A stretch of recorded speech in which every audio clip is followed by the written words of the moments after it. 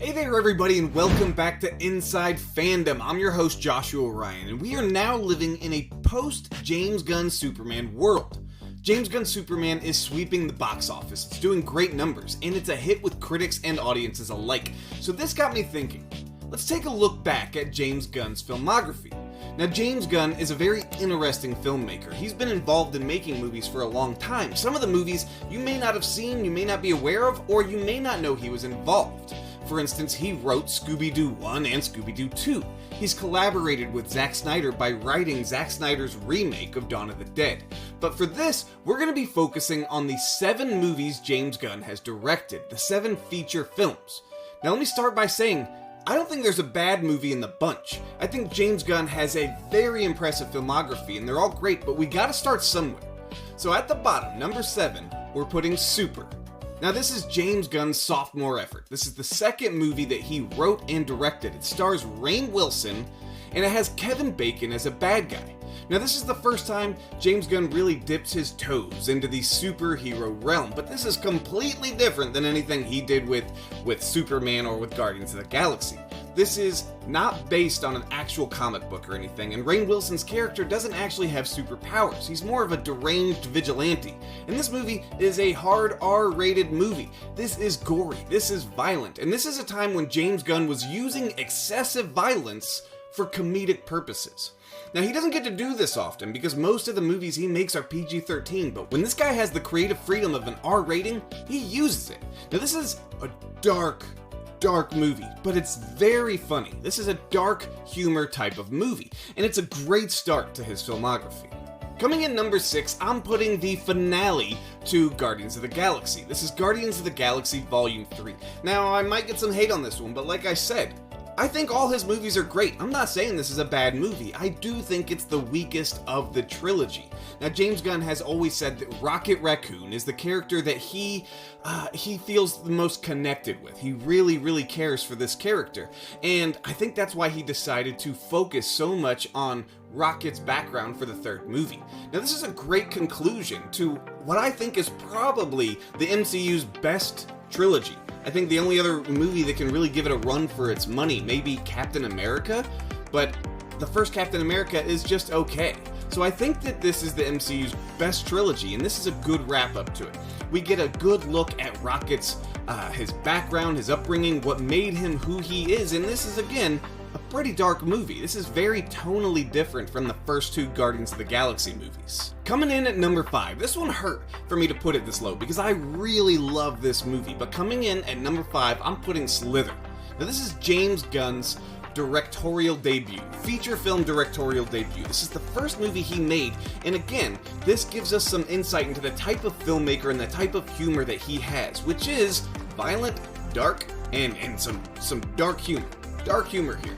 Now this is more of an alien invasion, kind of an homage. This plays homage to a lot of old school alien horror movies, especially there's this early Cronenberg movie, Shivers, which has the little slugs in an apartment complex that are crawling inside people's heads and making them kind of zombies, which is what happens here too. This also features Michael Rooker and Nathan Fillion, who are just long-time collaborators with James Gunn, but this time they're both in some pretty big roles here. This movie is super funny, it's super entertaining, and it's gory. It's one of those R-rated that's going to give you the gore, but the gore is used in excess for humor, and it works. Number 4, Guardians of the Galaxy Volume 2. This was a great follow-up to the first movie. Now, it's gotten a little bit of kickback from audiences in kind of recent years. I'm not really sure why, because I just rewatched this before Superman, and this movie holds up. This movie is super good. It, of course, has a great soundtrack, just like you'd expect from a Guardians movie.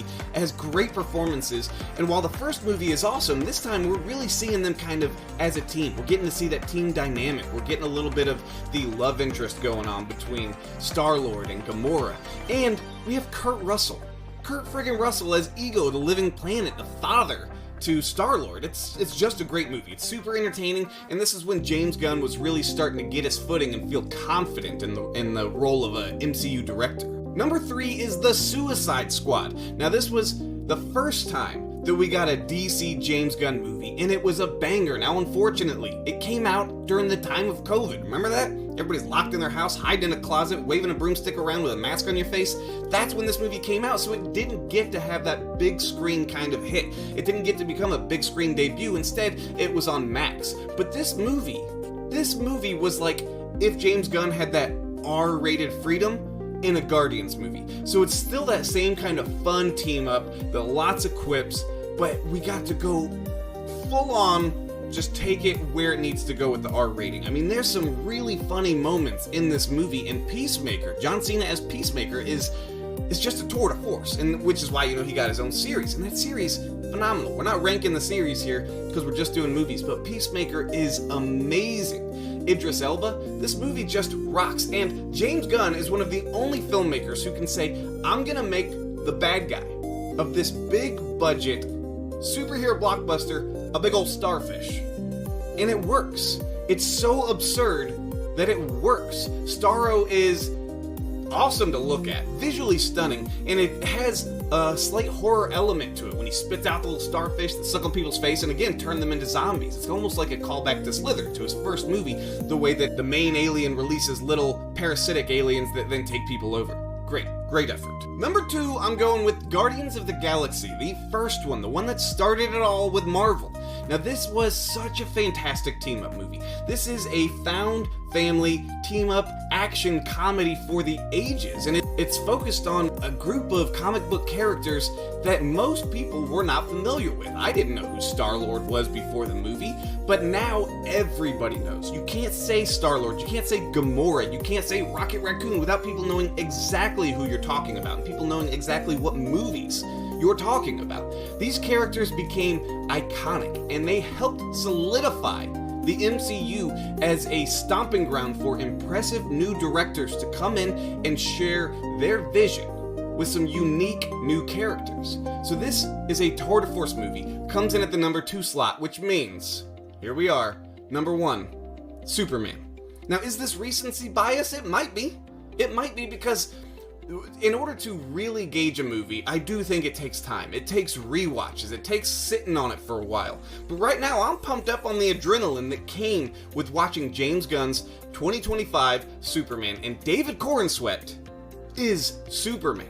This isn't an original thought, it's been said 100 times, but this was a comic book pulled to life. This is a Saturday morning cartoon with all the fun, all the excitement, and all of the silliness that comes with it, but it was done so expertly that you can overlook the flaws. It is a flawed movie, it's not a perfect movie. I think James Gunn pushed a little too hard on some of the stuff. I think sometimes it dipped a little too cheesy, but that's okay.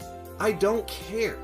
Did the super dog Crypto, did he go a little too much? Yeah, I think we pulled that gag a little too much, but I don't care.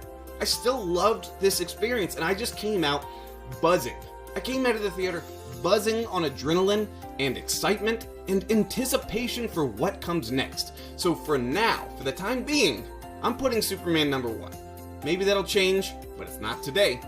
That's my ranking of James Gunn's filmography. What do you think? What's James Gunn's best movie in your book? Let us know in the comments, and we'll see you next time.